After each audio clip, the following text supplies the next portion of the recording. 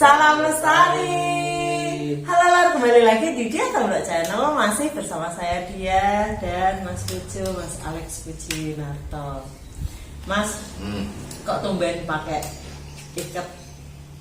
Biar apa ya? Aura. Enggak juga. Biar buffnya itu bisa dicuci gitu. Mas, Iya. aku mau nanya. Jadi jenengan itu kan sudah mendaki gunung itu ratusan kali. Nah, setauku, ya kan, jenengan itu kan juga mendaki di luar Jawa.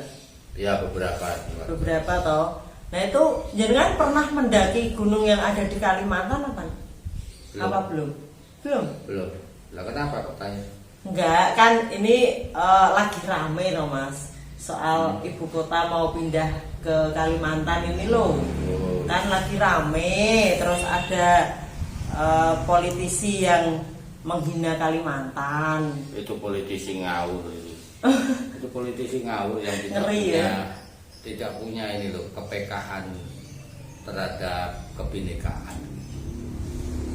Ya aku lihat videonya juga ngeri juga gitu loh, maksudnya pernyataannya tuh kayak gitu kan. Terus sampai suku Dayaknya, entah itu yang kepala sukunya atau apa, itu sampai nyiapin mando, itu sampai mandonya Enggak, kalau aku gitu. malah dia kan kemudian bikin video klarifikasi. Aku belum lihat sih. Sudah lihat belum? Belum. Kalau lihat kamu pasti lebih sebel. Oh. Karena dia sebenarnya tidak minta maaf secara tulus, Oh gitu. tapi malah pembenaran gitu loh. Jadi apa yang aku katakan tentang jin buang anak itu, tempat jin buang anak itu di kalangan kami sudah biasa. Sekarang aku begini ya. Kamu orang Jakarta, ya toh? Aku orang Jawa Tengah, misalnya begitu. Terus aku bilang kire. Kamu berhak marah enggak? Ya aku kan nggak tahu maksudnya. Kalau itu kamu apa. tahu, kamu marah enggak? Ya marah lah. Marah. Itu loh. Iya. Nah, sebaliknya kalau kamu orang Pati, orang Pati ya. Aku orang di luar Pati. Kamu tak omongin Syiah, marah enggak? Kamu orang Pati loh. Aku orang Pati. Tahu bahwa Syiah itu artinya asuh. Ya marah loh. Lah aku terus berkelit, Syiah itu di daerah saya itu nggak apa-apa gitu, nggak ada maknanya. Ya nggak bisa. Nah ya nggak gitu. bisa, nggak masuk akal. Kita juga tidak bisa mengumpat orang Amerika dengan kata-kata bahasa kita yang kasar gitu loh. Karena bahasa itu kan hanya tata lahir. Bahasa itu kan keluar dari hati dan pikiran. Jadi yang kotor itu kata-katanya sih bisa dibuat ngeles. Iya. Oh nggak masalah kalau di tempat saya kata jin buang anak itu justru sanjungan, nggak bisa. Gitu. Jadi ya itulah politik. Kadang-kadang tujuan itu menghalalkan cara. Makanya ini kita nggak akan bikin konten politik. Enggak. Makanya kita nggak usah bikin konten politik. Maksudnya itu kan karena ada yang rame-rame gitu, aku tuh jadi penasaran gitu loh, jenengan itu udah pernah mendaki di Kalimantan atau belum? Soalnya kok Belum. kayaknya kita belum pernah bikin konten Belum. menceritakan itu, Memang gitu loh Mas. Lah itu kenapa Mas? Kenapa kok nggak tertarik untuk mendaki ke Kalimantan? Apa takut ada itu mando itu? Enggak, gini. Sebelumnya aku harus ngomong dulu tentang orang Kalimantan ya. Aku punya beberapa teman yang asalnya dari Kalimantan. Kemudian ada juga murid spiritual. Artinya dia belajar tirakat pada aku dan kemudian dia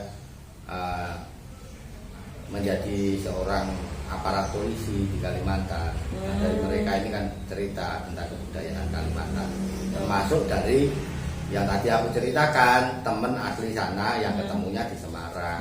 Gitu. Kesimpulanku orang Kalimantan itu ramah sebenarnya, ramah. kecuali dihina harga dirinya. Nah, kalau soal harga diri semua lah, nggak ada orang Kalimantan itu aja. semua. Ibaratnya gini, kalau kita nggak punya apa-apa kan kita hanya punya harga diri gitu loh. Kalau Yes. harga diri itu direndahkan ya tetap aja marah. Artinya mereka ini tidak suka cari masalah gitu loh. Bukan dari golongan yang nggak ada apa-apa terus menunjukkan superioritasnya, itu bukan. Etnis mereka setahu saya nggak begitu. Dari teman-teman ini yang aku kenal, mereka sakti loh. Temanku itu sakti loh. Tapi dia tidak pernah mengatakan bahwa aku ini loh sakti. Aku bisa punya, aku bisa Dia ini, nggak merendah, pernah ya. dia merendah. Tapi suatu ketika kalau memang diperlukan dia akan tunjukin kemampuannya. Ya ibaratnya kalau bahasa Jawanya gitu, kalau nggak disenggol nggak dibacok gitulah ya. Ya, kurang lebih Iya. begitu, kurang lebih begitu. Dan mandor terbang itu bukan satu-satunya ilmu mengerikan yang mereka punya. Oh iya, itu aja. Ada yang orang lain lebih takut lagi, terutama laki-laki. Apa? Kemaluan bisa hilang. Ih, itu Bener, seriusan. Serius. Terus Temanku dia yang main Kalimantan temanku yang Kalimantan itu bahkan cerita tentang prosedurnya. Oh. Tapi aku nggak akan bikin ini nggak akan cerita di sini. Ya aku ceritain ya mas. Nanti ya. Oh. Caranya gimana? Iya, enggak, maksudnya aku kepo kok, maksudnya kok bisa Itu ada hilang alatnya, gitu loh. itu ada alatnya pisau khusus itu. Oh, tapi itu ini apa? Maksudnya dari jarak jauh gitu. Dari jarak jauh itu bisa. Terus nanti yang dialami yang kehilangan kemaluannya itu gimana? Apa itu Dia pakai harus darah ke atau apa Kalimantan. gitu? Enggak, hilang. Jadi kayak gaib gitu. Ih, kok ngeri ya? Jadi itu hanya bisa disembuhkan kalau orangnya itu ke sana minta maaf. Tapi ini loh mas, kan dulu waktu 2000 berapa ya? Aku pas pelatnas itu 2009 apa ya? Itu kan TC-nya di Samarinda. Ya. Nah, temanku itu pacaran sama cewek Dayak. Nah, itu. Nah, habis itu toh mas kan putus karena kita kan mau pindah ke Jakarta kan, TC-nya itu. Nah, kan putus mas. Itu tuh dia 2 hari tuh mas sakit toh. Jadi dia tuh kayak orang epilepsi itu loh. Jadi dia tuh kayak keriting-keriting kayak gitu loh mas. Itu penting, itu artinya si pihak wanita belum marah banget. Kalau sudah marah banget, kemaluannya itu hilang. Nggak tahu terus gimana dia bisa sembuh tuh aku juga nggak ngerti gitu loh. Tapi itu denger tuh ceritanya gitu. Jadi dia pacaran sama cewek suku Dayak itu, terus putus, terus dia sakit itu. Terus ya ada yang bilang gini, untung untuk kemaluanmu nggak hilang kayak Lah ya gitu. memang itu bisa. Ih, ngeri. Gitu. Nah, tetapi perkara kenapa aku nggak ke Kalimantan itu pertimbangannya ada beberapa ya. Yang pertama biayanya besar. Lah besar mana sama ke Latimojong? Lah, sektor yang pertama itu besar. Kalau Latimojong itu biayanya besar, gunungnya tinggi. Sedangkan kalau ke Kalimantan itu ketinggiannya sekitar 278. Itu yang namanya Bukit Raya. Meskipun dia termasuk 7 Peak of Indonesia, 7 puncak tertinggi di Indonesia, itu kan diambil berdasarkan geografis, bukan ketinggian. Itu. Tapi ada hal lain lagi, yaitu kalau di Kalimantan berdasarkan cerita temanku yang lain lagi, temen pawang, temen belajar ular yang pernah ke Kalimantan, yang dihadapi itu hutannya nggak karu-karuan. Aku baca-baca ya mas di Google gitu kan, itu memang ada 5 gunung tertinggi di Kalimantan itu. Kalau yang yang paling tinggi itu kan Bukit Raya itu memang gunungnya itu jarang ini sama pendaki karena hutannya masih. Iya, nah sekarang kalau hutannya masih lebat, ular yang agak aku kuasai saja, bisanya beda loh. Bisanya beda. Jadi katakanlah sama-sama ular viper. Vipernya di Jawa sama viper di Kalimantan bisanya lebih tinggi sana. Itu karena apa? Nggak tahu, mungkin geografisnya. Mungkin kalau di sana si ular ini harus banyak berhadapan dengan binatang yang tubuhnya lebih besar atau apa, sehingga dia mengembangkan bisa yang lebih mujarab. Mas, apa tadi bilang jenengan? Viper. Ya, viper. Viper tuh jenis apa tuh Mas? Ular gitu? Ya, viper Ular itu apa? salah satu jenis ular. Banyak jenisnya. Salah satu yang paling lazim, pernah lihat ular hijau? Tahu. Yang di pohon. Iya. Nah, orang Jawa menyebutnya ular luwuk atau gadung luwuk atau truno bamban.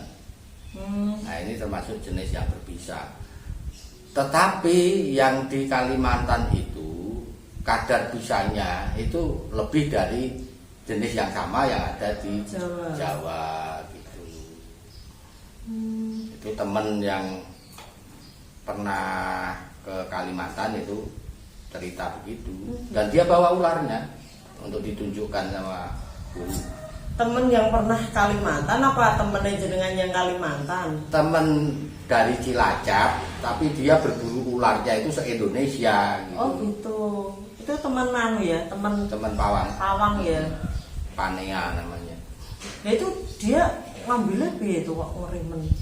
Ya nggak tahu ngambil piye, apa digutek apa wong saya nggak pernah bareng sama dia, ketemunya itu tiap hari Kemis. Dia kan bisa nanya, ini kan lebih berbisa daripada yang di Jawa. Terus kok bisa dapet itu, cara nangkepnya gimana gitu loh maksudku. Ya dibacain mantra, ularnya diam, terus dipegang atau dia manjat. Nah maksudku tuh gitu kan, dijelaskan gini kan enak, namanya aku kan nggak tahu perpawangan tuh kayak apa. Ya digoda. Itu pawang beda-beda ya. Ada lagi temen yang bukan sama-sama pawang tapi dia dari perguruan yang beda itu. Ular itu di atas pohon dia begini, ularnya jatuh kayak gitu. Oh berarti tergantung ini ya, tergantung apa perguruannya itu Ya, cara tergantung gimana ya. dari yang diajarkan gurunya gimana. Kalau yang diajarkan sama Pak F.E. Sutono itu satu mantra untuk membuat ular itu tenang dan menerima kita itu sebagai teman atau keluarga gitu. Kita itu bukan sesuatu yang berbahaya. Jadi ularnya semacam sugesti ya. Dia diam tapi nggak sampai lama jatuh gitu. Terus tertidur jatuh enggak sampai gitu. Berarti paling cuman beberapa menit terus nanti diambil dia mulai baru sadar ya. Bukan baru sadar, dia mulai mulai menggeliat, tapi ketika itu kita kan sudah kontak. Jadi ular itu sarafnya di sini, di kulit. Jadi dipegang gini, dia bisa merasakan bahwa yang megang itu jijik atau yang megang itu nggak suka atau sayang atau gimana. Coba kamu tak pegang gini, bisa merasakan gimana tuh? Oh. Berarti kamu punya ilmu ular. Aku ular yang sangat berbisa. Nah, selain alasan-alasan yang tadi aku sebutkan, dulu kan aku punya guru meditasi ya, yang namanya Om Li. Nah ini karena kesalahanku juga ya, jadi aku cerita bahwa aku punya niat pengen ke Kalimantan. Terus ditanya, lo ngapain ke Kalimantan? Aku pengen belajar ilmu dari Kalimantan karena di Kalimantan kan banyak ilmu yang karakternya beda sama di Jawa itu. Nah padahal Om ini agak anti sama ilmu karena dia juga sering ngomong sebaiknya aku berhenti menjadi pawang ular karena keseimbangan alam itu kan begini, apabila kamu bermain api maka kamu akan terbakar, kamu bermain dengan ular suatu ketika bisa tergigit. sedikit gitu. Dan memang ada beberapa teman pawang yang meninggal justru digigit ular tidak berbisa gitu loh. Oh iya. Iya. Jadi kesalahanku adalah ngomong ke Kalimantan itu untuk belajar ilmu. Dia bilang nggak usah, Nggak boleh ya. nggak boleh. Lebih baik sudah kalau belajar meditasi aja, mendekatkan diri pada Tuhan, udah cukuplah itu. Itu.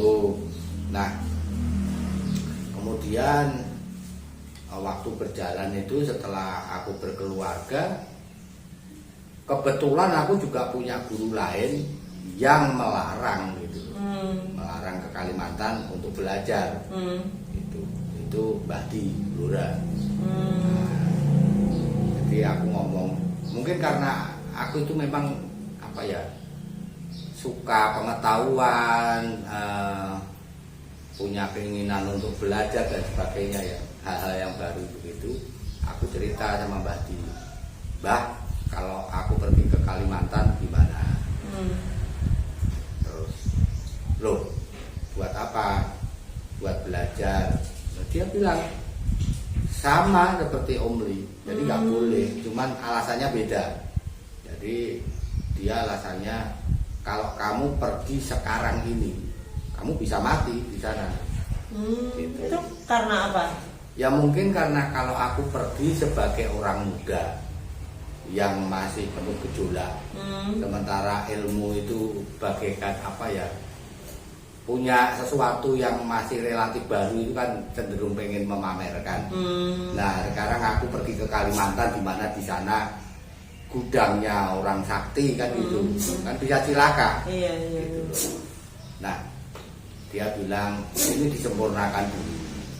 Gitu. Waktu itu aku cuma disuruh kungkum berendam.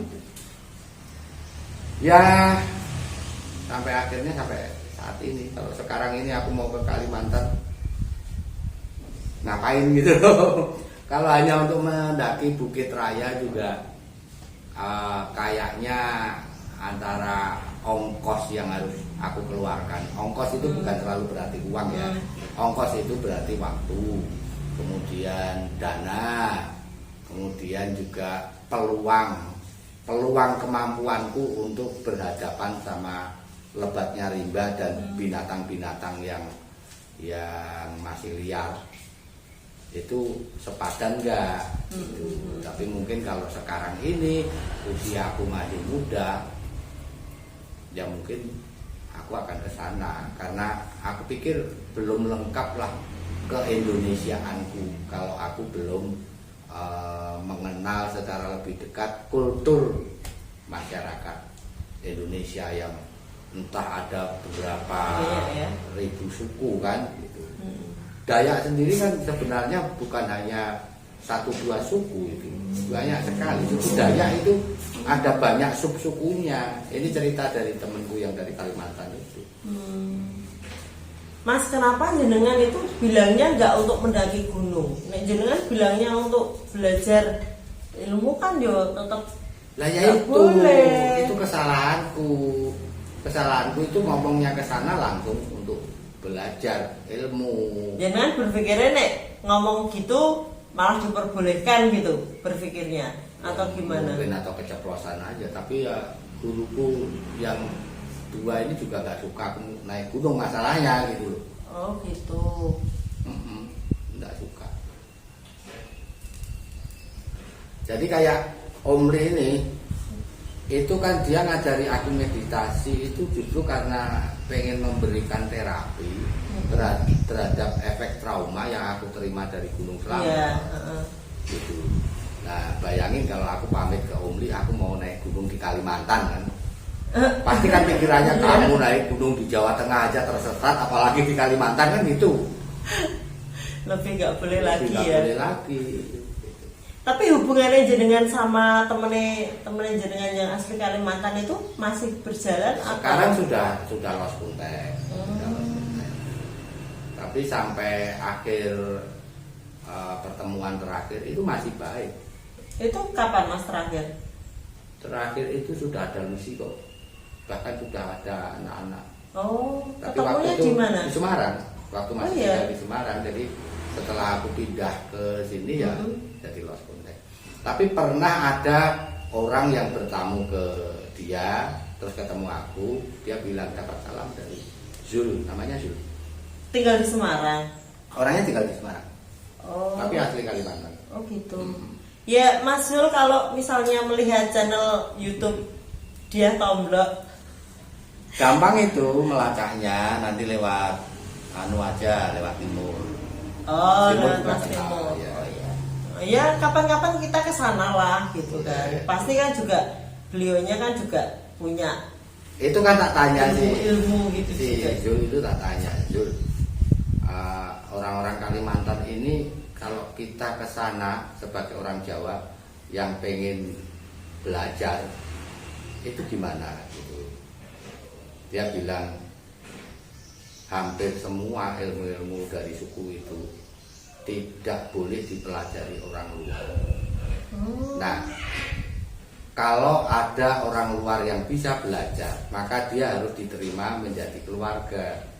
Nah, terus aku tanya, berarti aku harus nikah sama mereka? Enggak harus begitu, tidak harus lewat pernikahan gitu.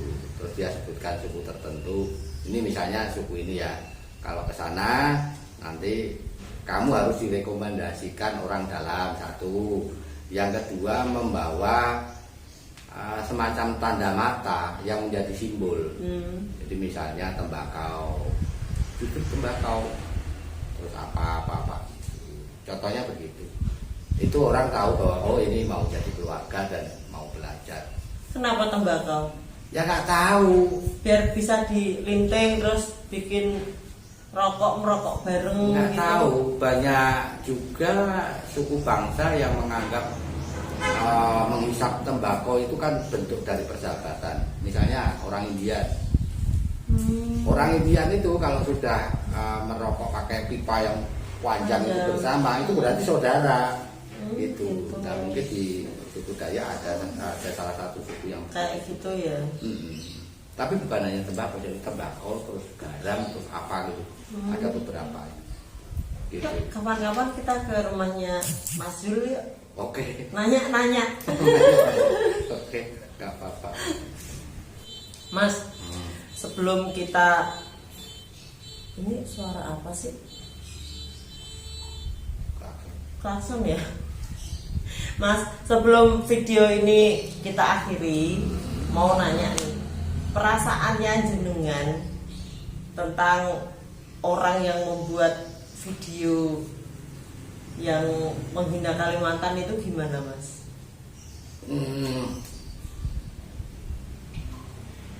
Saya ikut sakit. Sebagai orang Jawa pun saya ikut sakit karena saya bisa bayangin kalau ras saya, suku saya dibilang seperti itu juga rasanya sakit. Dan faktanya itu kan bukan hanya di Kalimantan, tapi di Papua, di banyak pulau-pulau di luar Jawa itu harta kekayaan mereka itu dikeruk. Sementara pusat pemerintahannya itu ada di Jawa. Nah, masyarakat setempat itu sebenarnya dapat apa? Apa mereka jadi sejahtera? Kan tidak. Nah, setelah sekian puluh tahun ini dikeruk, kemudian dilecehkan, jadi perasaannya kayak apa ya? Gitu. Nah, sakit. Meskipun keinginan aku untuk mendaki salah satu puncak tertinggi di Indonesia harus aku pupus sekarang ini, karena kalaupun sekarang ada dana, ada waktunya, mungkin juga fisiknya juga sangat beda. Rasa hormat saya terhadap suku Dayak, Bukit Raya, juga rasa hormat saya terhadap masyarakat Aceh dengan Gunung Leusernya, suku Papua dengan puncak Kartensnya itu sangatlah besar gitu. Dan sebenarnya kita hidup itu kan dari saling menghargai, saling menghormati. Begitu. Dan yang lebih sedih lagi, apabila situasi semacam ini kemudian ada yang numpang, karena ini apa? Ini kan peristiwa politik, pasti ada penumpangnya yang memperuncing situasi. Gitu. Nah kita berharap supaya hal-hal semacam ini jangan lagi terjadi di masa depan lah. Jadi kita ini hidup berdampingan, tidak usah mempersoalkan orang lain berdasarkan sudut pandang kita. Kita terima saudara kita itu apa adanya, saling mengisi, saling melengkapi, saling menghargai gitu aja. Biar adem, tentrem, ayem ya.